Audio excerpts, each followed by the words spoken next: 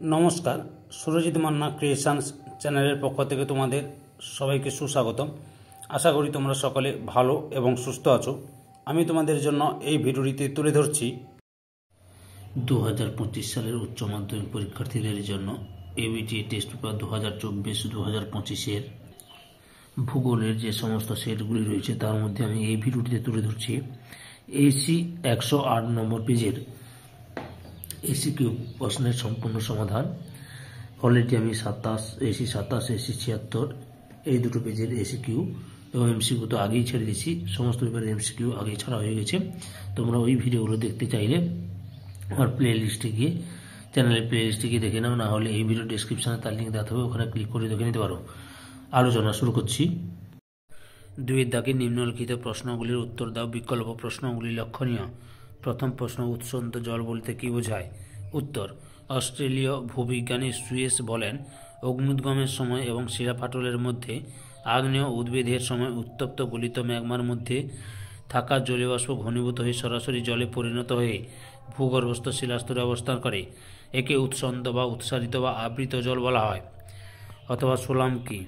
উত্তর, ল্যাতিন শব্দ সোলাম থেকে সয়েল অর্থাৎ মৃত্তিকা কথাটি এসেছে। সোলাম কথাটির অর্থ হলো মেঝে বা ভূমি। মৃত্তিকা পরিলেখের সবচেয়ে উপরের দুটি প্রধান স্তর হলো এ ও বি স্তর। এই দুটি স্তরকে একত্রে সোলাম বা সোলুম বলে। 2 দাগের প্রশ্ন, কাকে 10 সহস্র ধূম্র উপত্যকা বলে? উত্তর, মার্কিন যুক্তরাষ্ট্রের আলাস্কার কাটমাই ন্যাশনাল পার্কে 10,000-এরও বেশি ফিউমারোল অবস্থান করে বলে একে 10 সহস্র ধূম্র উপত্যকা বলে। অথবা ফেজ কাকে বলে? উত্তর, সমগতিসম্পন্ন বায়ু উন্মুক্ত সমুদ্রপৃষ্ঠের উপর দিয়ে বাধাহীনভাবে যে দূরত্ব অতিক্রম করে তাকে সমুদ্রের উন্মুক্ততা বা ফেজ বলে। নটিক্যাল মাইলে ফেজ পরিমাপ করা হয়। বায়ু প্রবাহের গতিবেগ সমুদ্রের উন্মুক্ততা বৃদ্ধির সঙ্গে সরল সম্পর্কযুক্ত। 3 নম্বর প্রশ্ন, মৃত্তিকা ক্যাটেনা বলতে কী বোঝো? উত্তর, একই প্রকার আদিশিলা ও একই জলবায়ুযুক্ত অঞ্চলে উপত্যকার শীর্ষদেশ থেকে অববাহিকার নিচু অংশ পর্যন্ত বিভিন্ন উচ্চতায় ভূপ্রকৃতির তারতম্যের জন্য স্থানীয় ভূমিরূপ অনুসারে মৃত্তিকার পরিলেখে যে বিন্যাস ব্যবস্থা গড়ে ওঠে তাকে মৃত্তিকা ক্যাটেনা বলে। প্রসঙ্গত মৃত্তিকা ক্যাটেনার ধারণা সর্বপ্রথম দিয়েছিলেন জি মিলনে। তারপরে 4 নম্বর প্রশ্ন, অনুগামী নদীর সংজ্ঞা দাও। উত্তর, ভূমির প্রারম্ভিক ঢাল অনুযায়ী এবং শিলাস্তরের নদীকে অনুসরণ করে যে নদী প্রবাহিত হয় তাকে অনুগামী নদী বলে। এই নদী বরাবর প্রবাহিত হয়। অনুগামী নদী অববাহিকার প্রধান ভূমি ঢালকে অনুসরণ করে। অথবা নদীর পুনর্যৌবন লাভের সংজ্ঞা দাও। উত্তর, ভূমি ঢালের পরিবর্তনের ফলে কোনো নদীর নিম্ন ক্ষয় করার ক্ষমতা ফিরে পাওয়াকে নদীর পুনর্যৌবন লাভ বলে। পুনর্যৌবন স্পেলিং একটু মিস্টেক হয়েছে, পুনর্যৌবন লাভ বলে।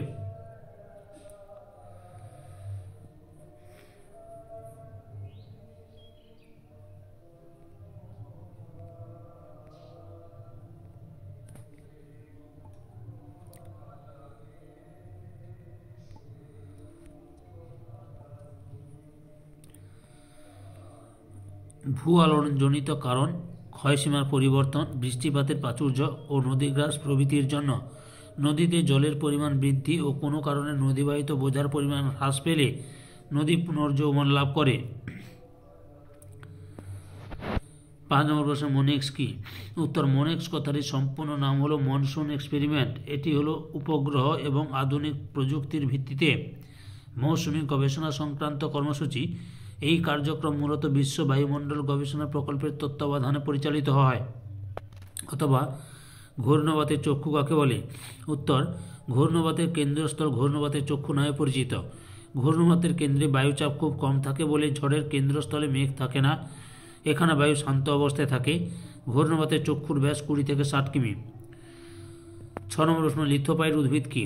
উত্তর, যে সকল উদ্ভিদ প্রস্তরময় অঞ্চলে জন্মায় তাদের লিথোফাইট বলে, যেমন অর্কিড, পিচার প্ল্যান্ট ইত্যাদি। 7 নম্বর প্রশ্ন, একটি আলোকপ্রেমী ও একটি আলোক বিদ্বেষী উদ্ভিদের নাম লেখো। উত্তর, একটি আলোকপ্রেমী উদ্ভিদের নাম হলো সূর্যমুখী, নয়নতারা ও একটি আলোক বিদ্বেষী উদ্ভিদের নাম হলো অর্কিড, পান। 8 নম্বর প্রশ্ন, গামা বৈচিত্র্য কাকে বলে? উত্তর, যে কোনো বৃহদায়তন ভৌগোলিক অঞ্চল যেমন হিমালয় অঞ্চল এর মধ্যে পরিবেশ, প্রাকৃতিক বাসভূমি ও গোষ্ঠীগত বিভিন্নতার জন্য উদ্ভূত জীব বৈচিত্র্যকে গামা বৈচিত্র্য বলে। অথবা বাস্তুতান্ত্রিক বাস্তুহারা কি? উত্তর, বাস্তুতান্ত্রিক বাস্তুহারা হলো বাস্তুতন্ত্রের মধ্যে বিভিন্ন জীব সমষ্টি এবং তাদের পারিপার্শ্বিক জৈব ও অজৈব উপাদানের মধ্যে মিথস্ক্রিয়ার মাধ্যমে গড়ে ওঠা জীবনধারা নষ্ট হওয়া। 11 নম্বর প্রশ্ন, হড়পাবান কি? উত্তর, দ্রুত ঘনীভবনের ফলে হঠাৎ ভারী বর্ষণই হলো মেঘ ভাঙা বৃষ্টি। এর প্রভাবে পাহাড়ি অঞ্চলে হঠাৎ খুব বেশি মাত্রায় জলপ্রবাহ হয়, অতি দ্রুত বন্যা হয়, একে হড়পাবান বলে। 10 নম্বর প্রশ্ন, মিশ্র কৃষি বলতে কি বোঝায়? উত্তর, যে বাজারমুখী ও ঝুঁকিহীন কৃষি ব্যবস্থা একই কৃষি খামারে খাদ্যশস্য, ফল, শাকসবজি চাষের সঙ্গে বৈজ্ঞানিক পদ্ধতিতে পশুপালন করা হয় তাকে মিশ্র কৃষি বলে।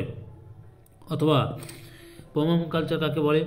উত্তর, ব্যবসায়িক ভিত্তিতে সারা বছর ধরে ফলনশীল ও মৌসুমি ফলের চাষকে পমাম কালচার বলে। 7 নম্বর প্রশ্ন, শ্বেত বিপ্লবের জনক কে? 11 নম্বর প্রশ্ন, শ্বেত বিপ্লবের জনক কে?